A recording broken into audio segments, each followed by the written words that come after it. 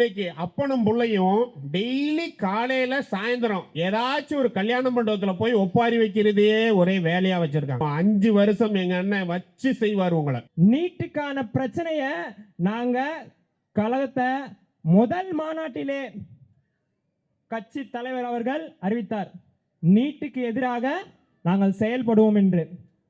ஆனால் நாங்கள் என்னமோ நீட்டுக்கு ஆதரவாகவும் பாஜகவுக்கு ஆதரவாகவும் இருக்கிறது போல சித்தரித்து கொண்டிருக்கிறீர்கள்.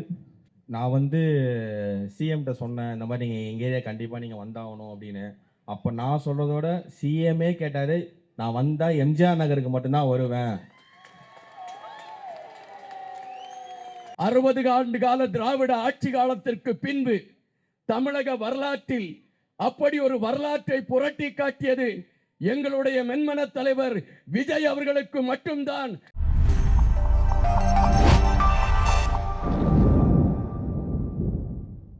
தமிழகத்தின் அரசு கொறடாவும் விருகம்பாக்கம் சட்டமன்ற தொகுதியினுடைய சட்டமன்ற உறுப்பினரும் தமிழக வெற்றி கழகத்துடைய மாவட்ட கழக செயலாளருமான அருமை நண்பர் ஆர் சபரிநாதன் அவர்களை விருகம்பாக்கம் பகுதி கழகத்தின் சார்பாக வருக வருக வருக வருக என்று வரவேற்கின்றோம். எல்லாருக்கும் வணக்கம். எல்லாம் எப்படி இருக்கீங்க? நல்லா இருக்கீங்களா? ஸோ நான் இந்த ஸ்டேஜில் நிற்கிறதுக்கு காரணம் 3 பேர். ஒன்று வந்து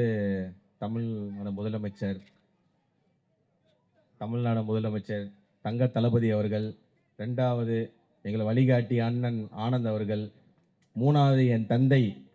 அவர்களால் தான் நான் இங்கே நிற்கிறோம். என்னைய மாதிரி ஒரு சாதாரண கார் ஓட்டியின் மகன் கூட சட்டசபைக்குள்ளே போகலான்னா அது டிவிகேயால் மட்டும்தான் முடியும். எந்த ஒரு கட்சியாலையும் அது பண்ணவே முடியாது. நான் ஒரு சாதாரண ஆள். உங்கள் கூட இருந்து நீங்களாம் எப்படி வாழ்கிறீங்களோ அதே வாழ்க்கை தான் நானும் வாழ்ந்துட்டு இருந்தேன். இந்த ஒரு எம்எல்ஏ பொறுப்பு, இந்த கொறடா இதெல்லாம் இல்லாமல் ஒரு மக்கள் பணி செய்கிறதுக்காக தான் நாங்கள் வந்திருக்கோம். டிஎம்கே ஏடிஎம்கே அவங்கள விட்டுருவோம். அவங்க வந்து இத்தனை வருஷம் நீங்கள் பார்த்துருக்கீங்க, எதுவுமே மக்களுக்கு பண்ணது கிடையாது. ஸோ வந்து நாங்கள் வந்து புதுசாக ஒரு எம்ஜிஆர் நகரை வந்து ஒரு ஸ்மார்ட் எம்ஜிஆர் நகராக மாற்றுறதுக்கு பிளான் பண்ணிகிட்டு இருக்கோம். இங்கே வந்து நான் வந்து இங்கே பார்த்தப்போ ரொம்ப ரோடு சரியில்லை. 2வது பிரச்சனை வந்து பார்த்திங்கன்னா பட்டா பிரச்சனை வந்து கிட்டத்தட்ட 40 இயர்ஸாக போயிட்டுருக்கு. ஸோ வந்து அந்த பட்டா பிரச்சனையை வந்து கண்டிப்பாக தாவேக ஆட்சியில் பண்ணித்தரப்படும். அதுக்கான முயற்சிகள் போயிட்டுருக்கு. எந்த மக்கள் யாருமே கவலைப்பட வேணாம். நம்ம ஆட்சியில் பெண்கள்லாம் ரொம்ப பாதுகாப்பாக இருக்கலாம். எம்ஜிஆர் நகரை வந்து நாங்கள் டோட்டலாக மாற்றுறதுக்கு உண்டான வேலைகள் தான் நடந்துகிட்ருக்கு. நான் வந்து சிஎம்கிட்ட சொன்னேன், இந்த மாதிரி நீங்கள் எங்கள் ஏரியா கண்டிப்பாக நீங்கள் வந்தாகணும் அப்படின்னு. அப்போ நான் சொல்கிறதோட சிஎம்ஏ கேட்டார், நான் வந்தால் எம்ஜிஆர் நகருக்கு மட்டும்தான் வருவேன்.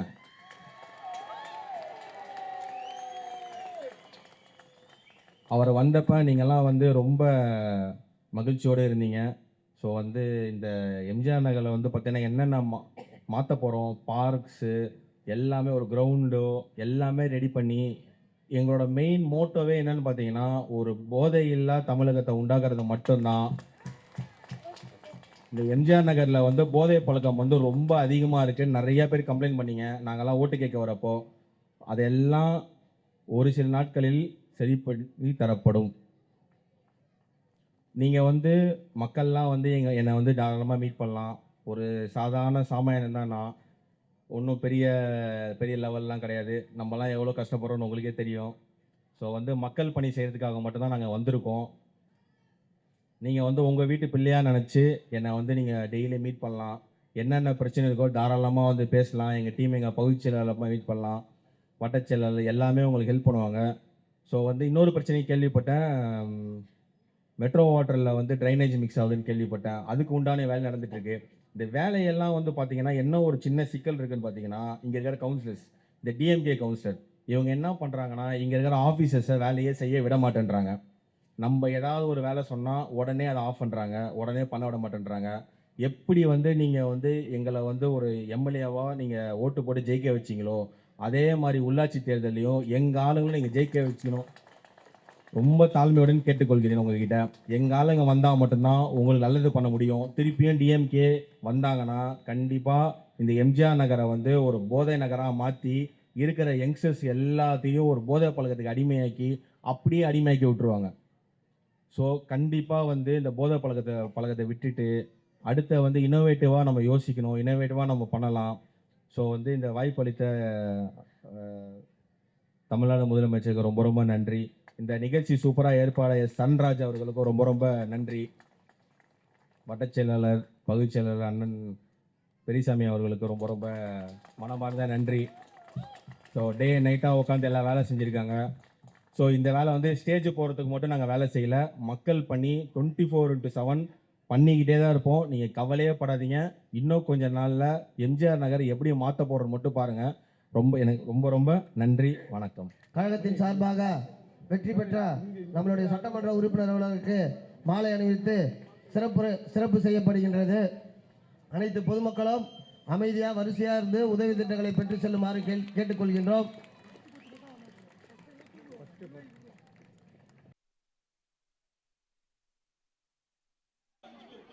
அஞ்சு பேர் போதும். நிப்பாட்டுங்க, அவங்க நிப்பாட்டுங்க. இந்த இடத்துல யாரும் நிக்காதீங்க.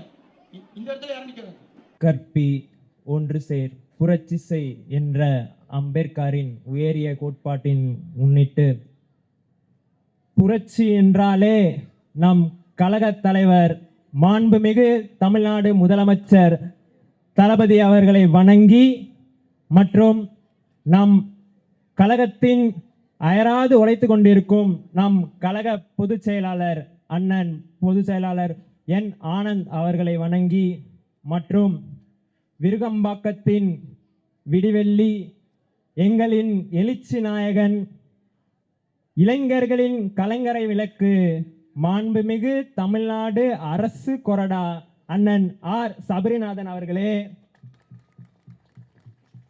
மற்றும் இவ்விழாவினை சிறப்பித்து நடத்தி கொண்டிருக்கும் அண்ணன் சரண்ராஜ் அவர்களே மற்றும் பகுதி செயலாளர் அண்ணன் பெரியசாமி அவர்களே மற்றும் மற்ற செயலாளர்களே, உங்கள் அனைவருக்கும் எனது வணக்கத்தினை தெரிவித்துக் கொண்டு இந்த சிறப்பான மாலை பொழுதில் நம் அனைவரும் கூடியிருக்க காரணமாகிய தளபதியின் நெஞ்சில் கூடியிருக்கும் கோடான கோடி தமிழ் மக்களே, உங்கள் அனைவருக்கும் என் முதல் கண் வணக்கத்தை தெரிவித்துக் கொள்கிறேன். நீங்க இல்லை என்றால் நாங்கள் இங்கு இல்லை. உங்களின் பொன்னான வாக்குகளை எங்கள் தளபதிக்கோசரம் வாக்களித்து எங்களை சென்ட் ஜார்ஜ் கோட்டையில் அமர வைத்த உங்கள் அனைவருக்கும் எங்களின் பொன்னான நன்றிகளை தெரிவித்துக் கொள்கிறோம். இந்த விழாவானது நம்ம சரித்திர நாயகன் அண்ணன் புரட்சி தளபதி அவர்களின் பிறந்த நாளை முன்னிட்டு இந்த விழாவானது நடைபெற்றுக் கொண்டு இருக்கிறது. இப்போ சமீப காலமாக, அதாவது தேர்தலுக்கு முன்னாடி ஒரு எதிர்கட்சி, இப்ப எதிர்கட்சி அப்ப ஆளுங்கட்சி சொன்னாங்க, முடிஞ்சா ஒரே ஒரு சீட்டு, என்னது ஒரு சீட்டு வென்று காட்டுங்க அப்படின்னாங்க. ஆனால் இன்று அன்றே கணித்தார் நமது முதல்வர், வருங்கால 26ல தளபதியோட ஆட்சி தான் மலருண்டு. அதே போன்று திராவிட முன்னேற்ற கழகத்தின் கழக தலைவரை வீட்டுக்கு அனுப்பி வைத்து நாம் முதல்வராக இன்று திகழ்ந்து கொண்டிருக்கிறார் நம் கழக தலைவர். இத்தனை சாதனையும் செய்துவிட்டு இன்னமும் தற்பெருமை கொள்ளாமல் அமைதியாக தான் இருக்கிறார். ஆனால் நீங்கள் தோற்றுவிட்டு தற்கூரி கூட்டம் என்று இத்தனை நாளாக சொல்லிக் கொண்டிருக்கீங்க. நாங்க தற்கூரி கூட்டம் இல்ல. இப்போ நீட்டுக்கான பிரச்சனைய நாங்க கழகத்தை முதல் மாநாட்டிலே கட்சி தலைவர் அவர்கள் அறிவித்தார், நீட்டுக்கு எதிராக நாங்கள் செயல்படுவோம் என்று. ஆனால் நாங்கள் என்னமோ நீட்டுக்கு ஆதரவாகவும் பாஜகவுக்கு ஆதரவாகவும் இருக்கிறது போல சித்தரித்துக் கொண்டிருக்கிறீர்கள். நேற்றிலிருந்து அன்றிலிருந்து நாளையும் முதல் குரலாக நீட்டுக்கு எதிர்குரலாக நாங்கள் தான் திகழ்ந்திருப்போம்.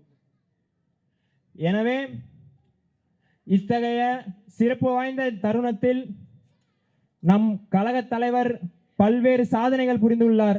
அதில் சிலவற்றில் இந்த 2 மாதங்களில் தெரிவித்த சில சாதனைகள் சொல்கிறோம். முதல்ல, நம் தாய்மார்கள் அனைவரும் கஷ்டப்பட்டிருந்த மதுக்கடைகளை மூடினார். மற்றும் விவசாயிகளின் விவசாய கடன் இது போன்ற பல்வேறு நலத்திட்டங்களை செய்து கொண்டு மற்றும் பெண்களின் பாதுகாப்புக்காக அதிரடிப்படை சிங்கப்பெண் அதிரடிப்படையை நிறுவி அனைத்து மக்களும் சுதந்திரமாக செல்வதற்காக இங்கு வந்து கொண்டிருக்கிறார். எனவே உங்களின் ஆட்டமானது மொத்தமாக முடிஞ்சு.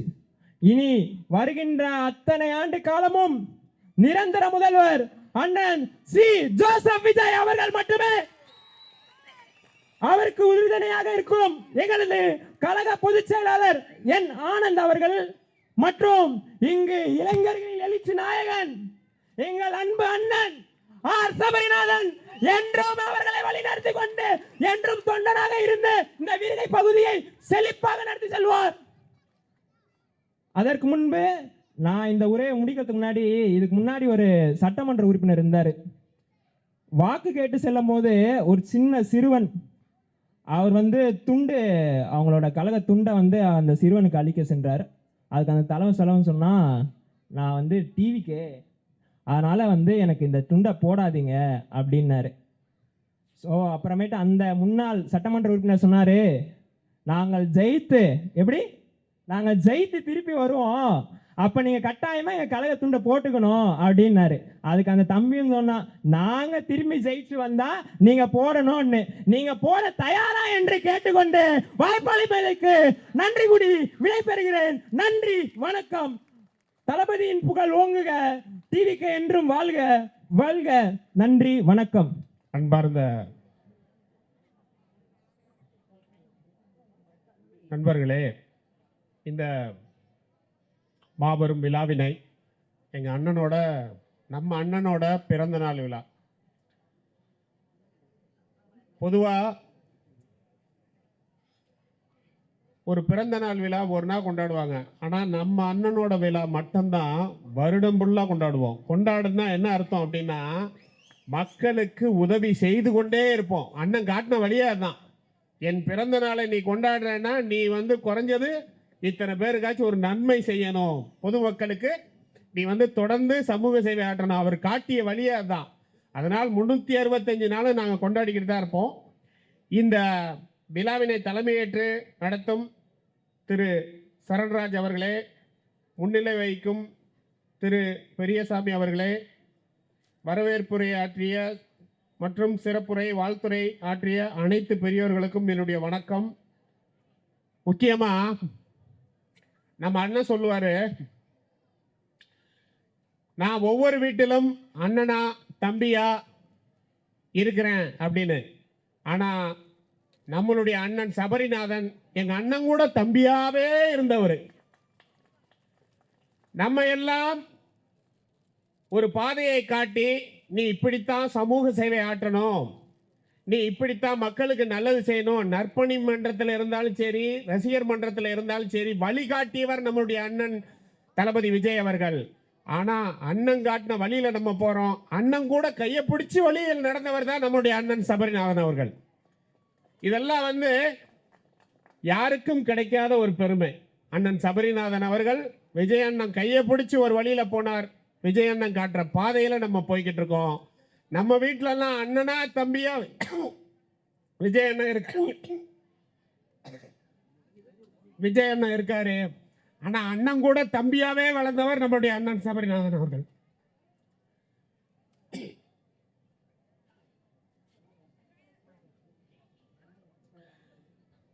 இந்த எம்ஜிஆர் நகர் பகுதியில் பார்த்தீங்கன்னா,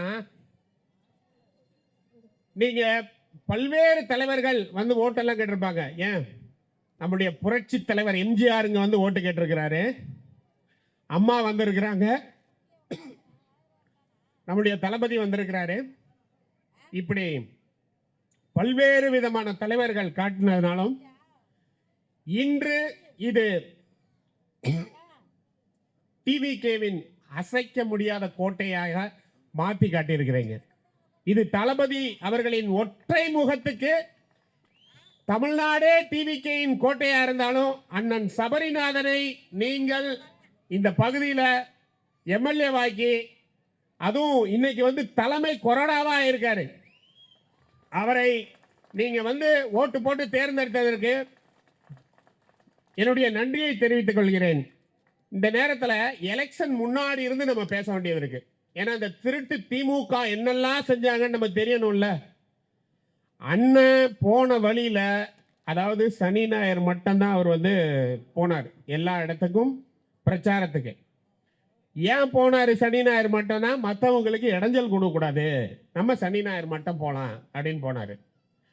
ஆனால் பார்த்தீங்கன்னா அதுக்கு அதையும் போவிடாமல் இடைஞ்சல் பண்ணி பல்வேறு இன்னர்களை கொடுத்ததுனால நம்ம வண்டி 107 நின்றுச்சு.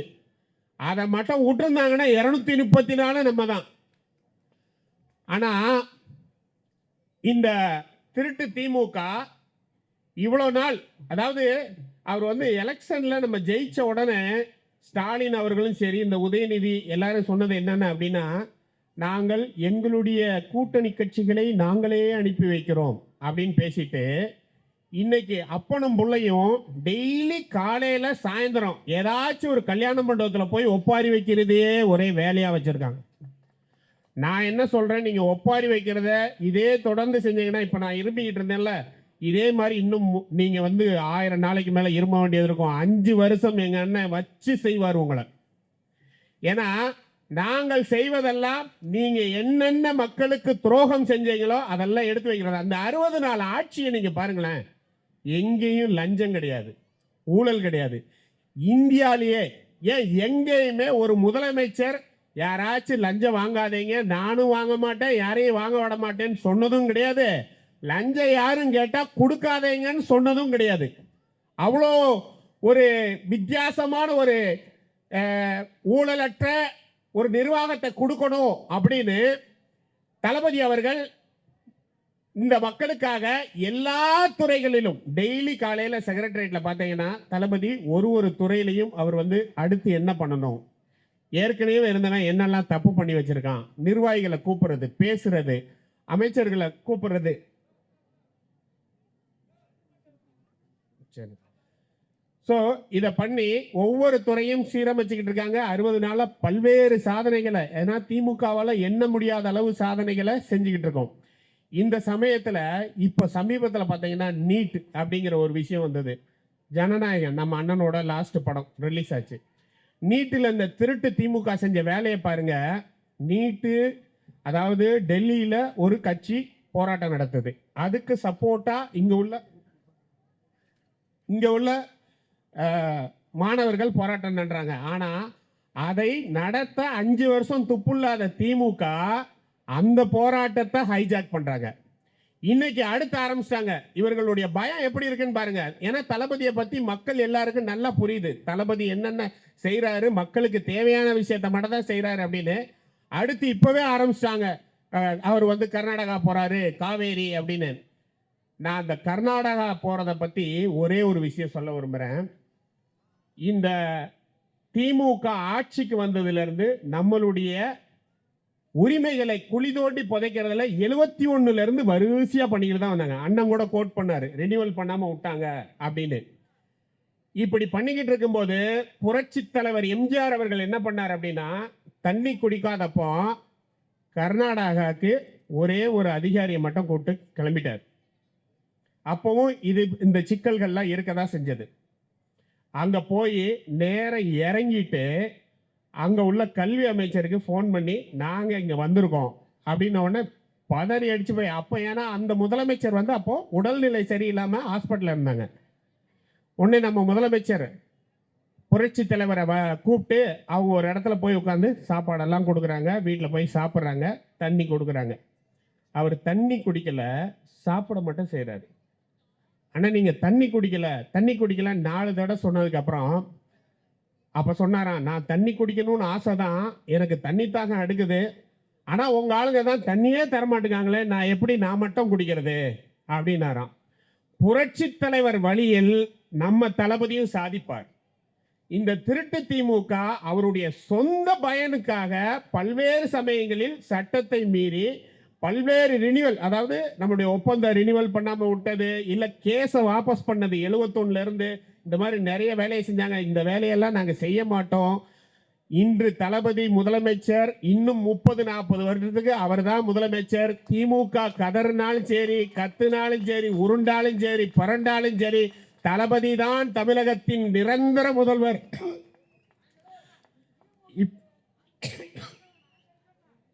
ஸோ இந்த கொஞ்சம் தொண்டை சரியில்லை, பேசுவதற்கு வாய்ப்பளித்த அனைவருக்கும் நன்றி, வணக்கம். தரணியிலே என்னை தவளவிட்ட இறைவா போற்றி, இத்தரணியிலே என்னை தலைநிமிர வைத்த தமிழே போற்றி, என் இனம் காக்க தன்னுயிர் ஈந்த ஈழ தியாகங்களே போற்றி, எங்களை எல்லாம் வழிநடத்தி கொண்டிருக்கக்கூடிய மதிப்பிற்கும் மரியாதைக்கும் உரிய மென்மன தலைவர் இரண்டாம் காமராஜர் ஐயா விஜய் அவர்களுடைய பொற்பாதங்களை தொட்டு வணங்கி, நாங்கள் எப்படி பயணிக்க வேண்டும், எந்த களத்தில் பயணிக்க வேண்டும் என்கின்ற வரமுறைகளை எல்லாம் உருவாக்கி இதுதான் பாதை என்று எங்களை வழிநடத்தி கொண்டிருக்கக்கூடிய எங்களுடைய பொதுச் செயலாளர் ஐயா என் ஆனந்த் அவர்களுடைய பொற்பாதங்களை வணங்கி, இந்த எளியவனை அடையாளப்படுத்தி என்னையும் மேடை ஏற்றுவதற்கான களத்தை கொடுத்து எனக்கான ஒரு வாய்ப்பை உருவாக்கி கொடுத்து கொண்டிருக்கக்கூடிய என்னுடைய பாசத்திற்கும் நேசத்திற்கும் உரிய அருமை தோழர் கல்வித்துறை அமைச்சர் ராஜ்மோகன் அவர்களுடைய பாதத்தை தொட்டு வணங்கி, இந்த விழாவிற்கு தலைமை ஏற்றுக் கொண்டிருக்கக்கூடிய சரண்ராஜ் அவர்களே, இந்த விழாவை தொகுத்து வழங்கி கொண்டிருக்கக்கூடியவர்களே, இந்த விழாவில் எனக்கு முன்பாக பேசிவிட்டு அமர்ந்திருக்கக்கூடியவர்களே, நான் இந்த விழாவிற்கு வருவதற்கு முன்பாக இங்கு நடைபெற்று கொண்டிருந்த நடனத்தில் அழகிய நடனத்தை ஆடி தலைவரை நினைவுபடுத்தி கொண்டிருந்த தோழர் அவர்களே, உங்கள் அனைவருக்கும் என்னுடைய வணக்கத்தை தெரிவித்துக் கொள்கின்றேன். இங்கு கதாநாயகனாக இருக்கக்கூடியவர் உங்களுடைய சட்டமன்ற உறுப்பினர் அண்ணன் விஜய சபரிநாதன் அவர்கள். விஜய சபரிநாதன் அவர்களுக்கும் எனக்கும் ஒரு சின்ன தொடர்பு இருக்கிறது. அது அண்ணனுக்கு நினைவிருக்குமா என்று எனக்கு தெரியாது. நான் 51 நூல்கள் எழுதியிருக்கின்றேன். என்னுடைய 51வது நூலை வெளியிட வேண்டும் என்பதற்காக அண்ணன் சபரிநாதன் அவர்களை சந்திக்கக்கூடிய ஒரு வாய்ப்பு எனக்கு கிடைத்தது. ராஜ்மோகன் அவர்களையும் பொதுச் செயலாளர் அவர்களையும் சந்தித்து விட்டு அண்ணன் சபரிநாதன் அவர்களை சந்திக்கக்கூடிய ஒரு வாய்ப்பு கிடைத்தது. நான் அங்கு செல்கின்ற பொழுது அவர் கொறடா எப்படி நம்மளை வரவேற்பார் என்கின்ற ஒரு கணத்திலே அங்கே உள்ளே சென்ற பொழுது, வாருங்கள் தோழர் என்று பல நாட்கள் என்னை பார்த்து ஏதோ பழகியது போல என்னை வரவேற்றார் என்கின்ற அந்த மாண்பிலே இந்த விருகம்பாக்கம் ஒரு நல்ல வேட்பாளரை தேர்ந்தெடுத்திருக்கிறது என்பதை நான் இங்கு பறைசாற்ற கடமைப்பட்டிருக்கின்றேன். இந்த விழாவிற்கு வருவதற்காக நான் புறப்பட்டு கொண்டிருந்த நேரத்திலே அண்ணன் அவர்களுடைய தொலைபேசி அழைப்பு வந்தது. எந்த இடத்தில் இருக்கிறீர்கள், எங்கு இருக்கிறீர்கள் என்ற கேள்விகளை கேட்டார். அதுபோல நான் இங்கு வந்துவிட்டேன் என்றவுடன் என்னை கவனிப்பதற்கான ஏற்பாடுகளையும் செய்தார். இந்த மாண்பு தமிழக வெற்றி கழகத்திற்கு மட்டுமே சொந்தமானது, அதுவும் அண்ணன் சபரிநாதன் அவர்களுக்கு மட்டுமே சொந்தமான ஒன்று. இங்கு எனக்கு பின்னால் பேசுவதற்கு அண்ணன் கந்தசாமி அவர்கள் வந்திருக்கின்றார்கள். எனவே அதிக நேரத்தை எடுத்துக்கொள்ள நான் விரும்பவில்லை. ஆனால் எங்களுடைய தலைவரை குறித்து பேச வேண்டிய ஒரு கட்டாயம் இருக்கிறது, ஒரு கடமை இருக்கிறது, அதற்கான சூழல் இருக்கிறது. எனவே அதை குறித்து ஒரு சில வார்த்தைகளை மட்டும் பேசிவிட்டு செல்லலாம் என்று நான் நினைக்கின்றேன்.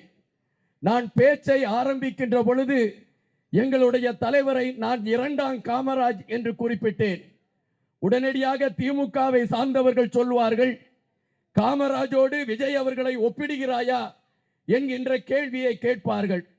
அதற்கு சில விளக்கங்களை சொல்ல வேண்டிய கடமை எனக்கு இருக்கின்றது.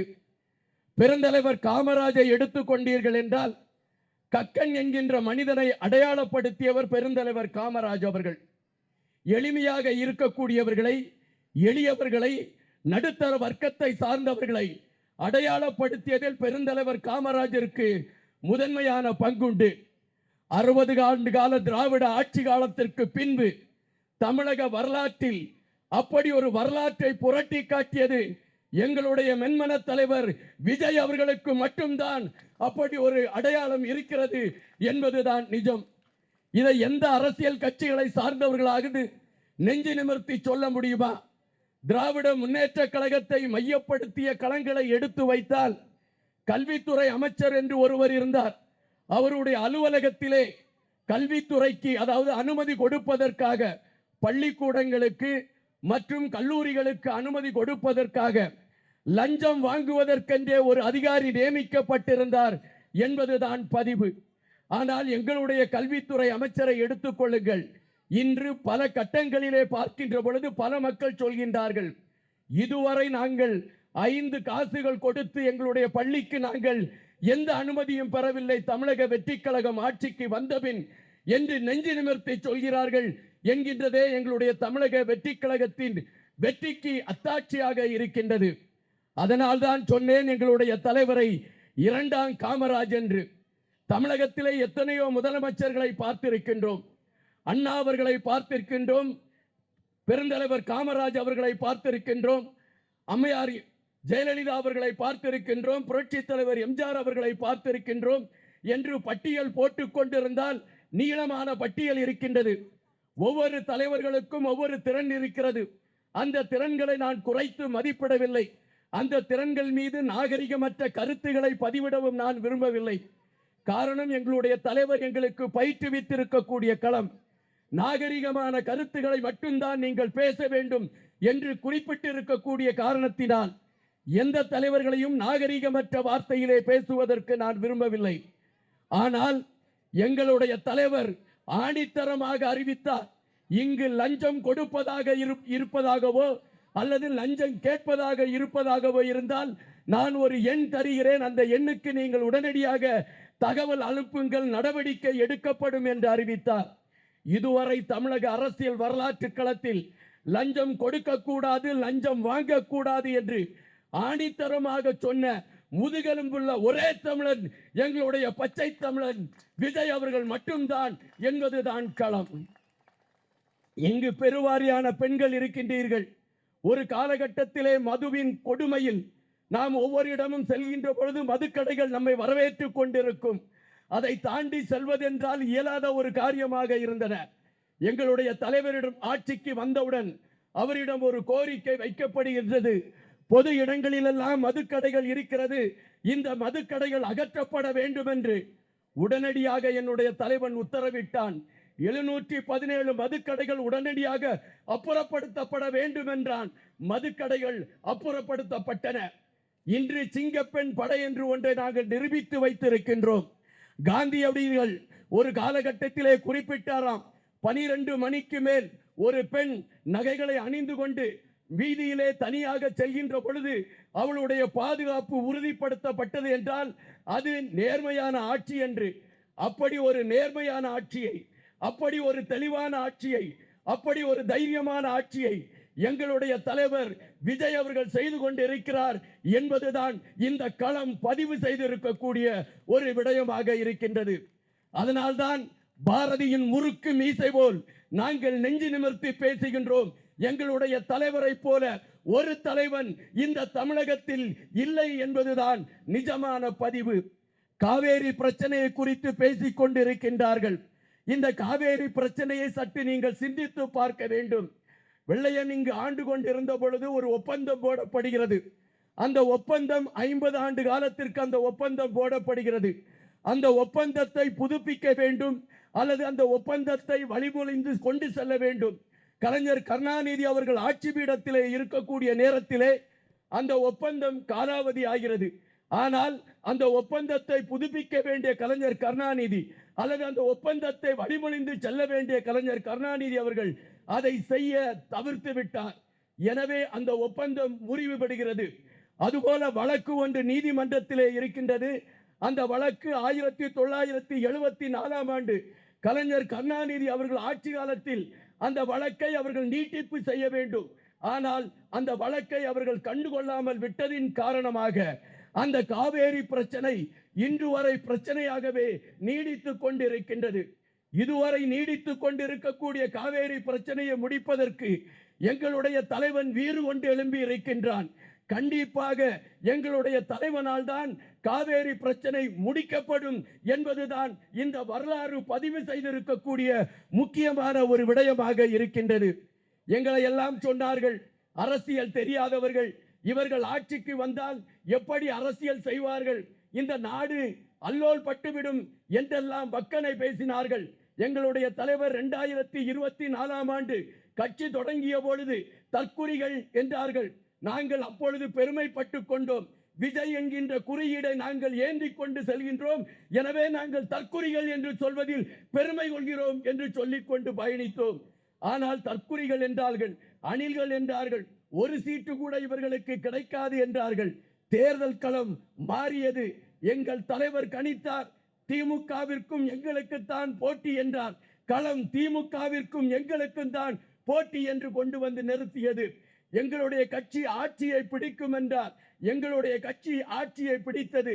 எங்களுடைய கட்சியில் 70 பேர் சராசரியான குடும்பத்தை சார்ந்தவர்கள் சட்டமன்ற உறுப்பினர்களாக இருக்கிறார்கள் என்கின்ற வரலாறை தமிழக வெற்றி கழகம் படைத்திருக்கிறது என்பதுதான் களம் இன்று சொல்லக்கூடிய ஒரு விடயமாக இருக்கின்றது. திமுகவை சார்ந்தவர்களை நீங்கள் கொஞ்சம் எட்டி பாருங்கள் அல்லது திரும்பி பாருங்கள். ஒரு வட்டச் செயலாளர் இருக்கிறார் என்றால் அந்த வட்டச் செயலாளர் அவர் வட்டச் செயலாளராக மாறிய மறுநிமிடமே கோடீஸ்வரனாக மாறிவிடக்கூடிய களங்களை பார்க்க முடிகின்றது. ஆனால் தமிழக வெற்றி கழகம் அப்படி ஒரு களத்தில் பயணிக்கவில்லை. இங்கு எளியவர்களுக்கான ஆட்சி கொடுக்கப்படுகிறது, நல்லவர்களுக்கான ஆட்சி கொடுக்கப்படுகிறது, மக்களுக்கான ஆட்சி கொடுக்கப்படுகிறது, கல்லூரி மாணவர்களுக்கான ஆட்சி கொடுக்கப்படுகிறது. இது எளியவர்களுக்கான ஆட்சி என்று ஆணித்தரமாக சொல்லப்படுகிறது. அதனால் தான் சொல்கின்றேன், என்னுடைய தலைவன் இரண்டாம் காமராஜ் என்பதை அழுத்தமாக நான் இங்கு பதிவிடுகின்றேன். நாம் பல காலகட்டங்களில் பல தலைவர்களை பார்த்திருப்போம். ஆனால் ஒரு தலைவன், எளிமையான ஒரு தலைவனை பார்க்க முடியும் என்றால் அது எங்களுடைய தலைவரை மட்டும்தான் பார்க்க முடியும். திடீரென்று அரசாங்க மருத்துவமனைக்கு செல்கின்றார், அங்கு பாதிக்கப்பட்டிருக்கக்கூடிய மக்களை பார்க்கின்றார், அங்கு இருக்கக்கூடிய குழந்தைகளை பார்க்கின்றார், இங்கு என்னென்ன தேவை என்று கேட்கின்றார், நிறைவேற்றி கொடுக்கின்றார்.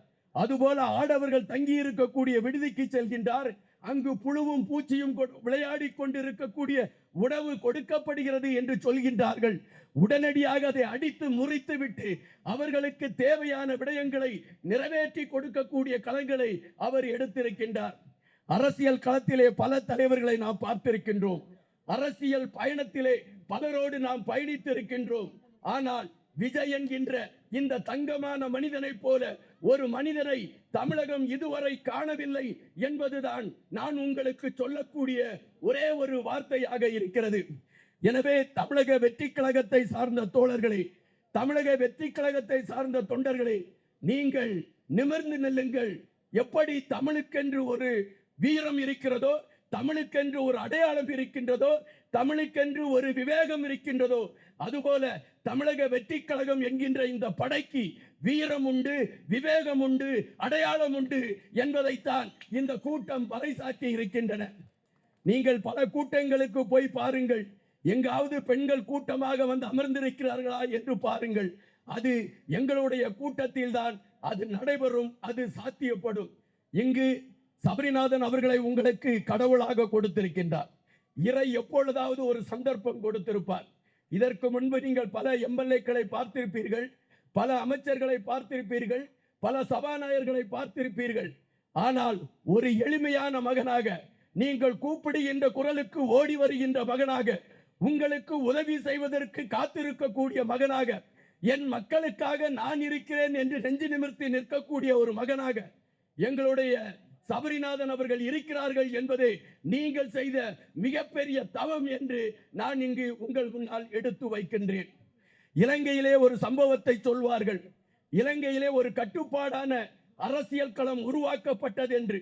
அந்த அரசியல் களத்தை உருவாக்குவதற்கான களத்தை உருவாக்கி கொடுத்ததில் வேதகு பிரபாகரன் அவர்களுக்கு முதன்மையான பங்குண்டு.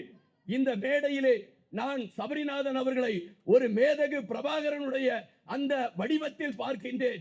காரணம் இங்கு இருக்கக்கூடிய தோழர்கள், இங்கு இருக்கக்கூடிய தொண்டர்கள், இங்கு திரண்டு நிற்கக்கூடிய மக்களை எல்லாம் பார்க்கின்ற பொழுது ஒரு கட்டுப்பாடான படையை நீங்கள் வழிநடத்தி சென்று கொண்டிருக்கின்றீர்கள். இது தொடர வேண்டும், இது தொடர வேண்டும்.